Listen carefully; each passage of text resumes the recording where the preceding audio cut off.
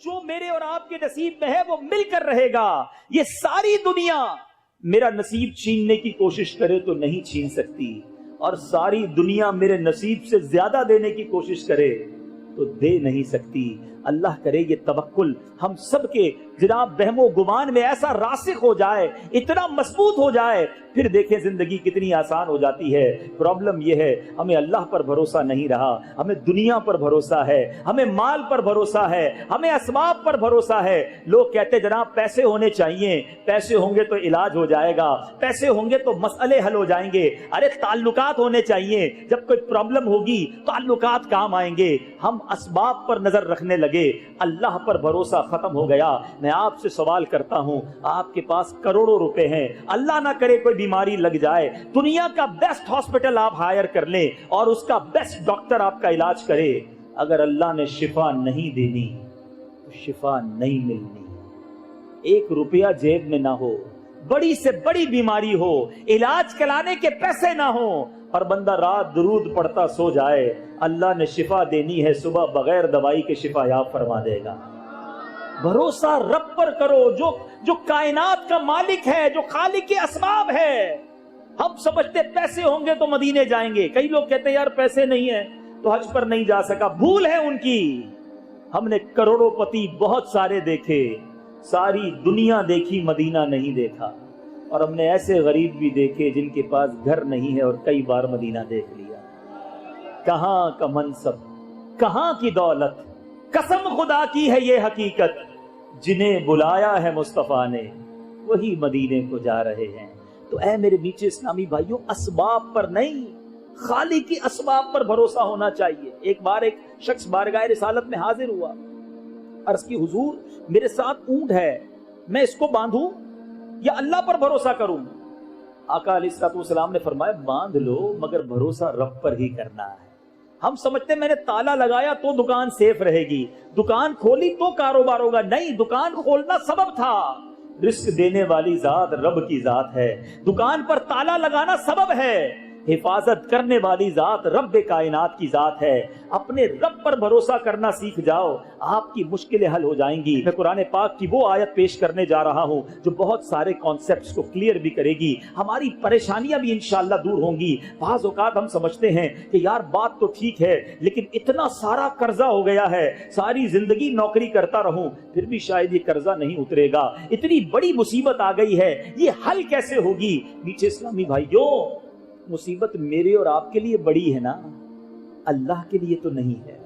مجھے لگ رہا ہے بڑا پہاڑ ہے, بڑی مصیبت ہے, یہ حل ہی نہیں ہو سکتا, میں اس بھنور سے, میں اس مشکل سے کیسے نکلوں گا؟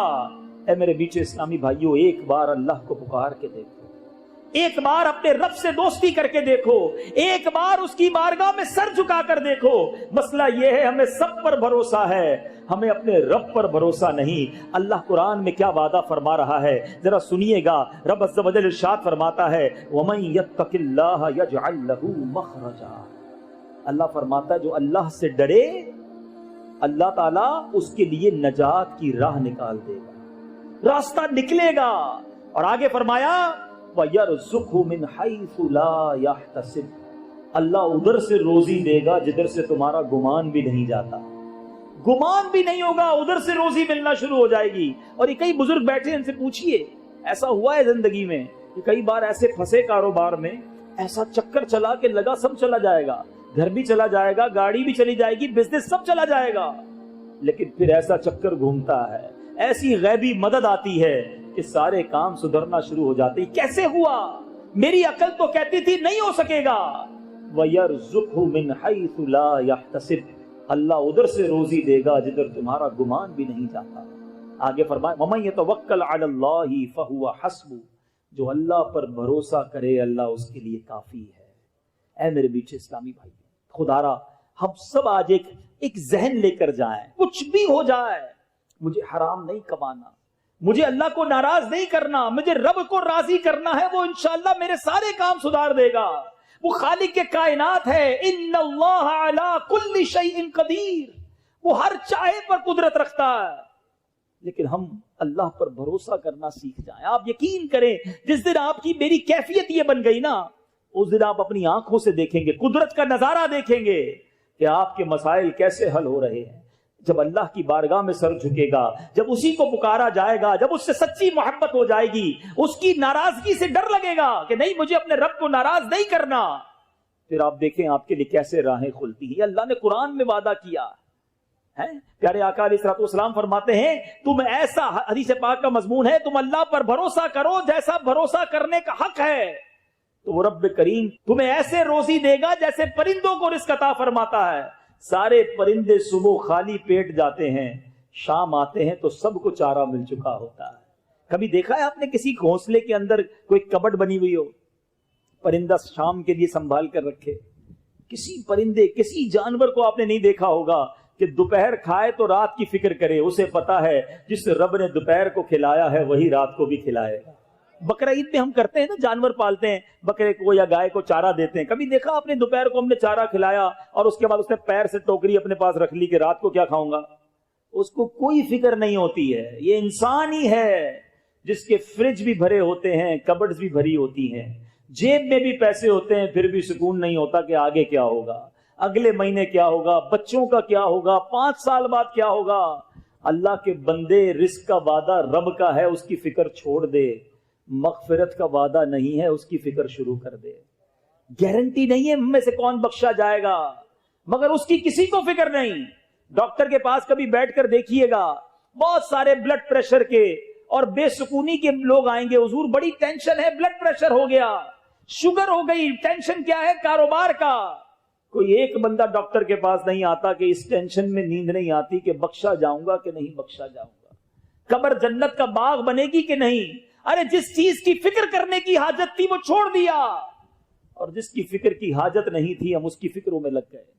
توکل کیجئے، بھروسہ کیجئے. ہو جاؤں. ایک بار امام اہل سنت مولانا شاہ امام احمد رضا خان علیہ رحمت الرحمان سے ایک سوال ہوا کہ حضور یہ بتائیے کہ جو یہ لکھا ہے، مشہور بات ہے، دانے دانے پہ لکھا ہے کھانے والے کا نام، کیا یہ سچی بات ہے؟ اعلیٰ حضرت سے سوال ہوا. امام اہل سنت فرماتے ہیں یہ تو بالکل سچ ہے، بلکہ آپ نے ایک سٹیپ اور آگے بتایا کہ صرف دانے پر نہیں بلکہ دانے کے ہر ذرے پر لکھا ہوتا ہے کہ یہ کس نے کھانا ہے. فرماتے ہیں بنگلہ دیش کے لوگ جو بنگالی ہوتے ہیں وہ چاول بہت شوق سے کھاتے ہیں. اعلیٰ حضرت نے فرمایا ایک بنگالی تاجر تھا، وہ چاول کھاتا تھا. اس نے ایک بار چاول کھایا، اسے چھینک آئی، ایک چاول کا دانہ اس کے دماغ میں جا کر پھنس گیا. اس نے بڑا علاج کرایا کہ کسی طرح وہ دانہ نکل جائے، بڑی کوشش کی، کسی صورت وہ دانہ نہیں نکلا. چاول کا دانہ ساتھ ہی چپک گیا ایک طرح سے. اب اس نے سوچ لیا اب یہ زندگی میں ساتھ ہی رہے گا، چلو بھائی ٹھیک ہے. کچھ سالوں کے بعد وہ بنگالی تاجر مکہ مکرمہ پہنچا. کعبہ شریف کے جب سامنے پہنچا اسے ایک زوردار چھینک آئی.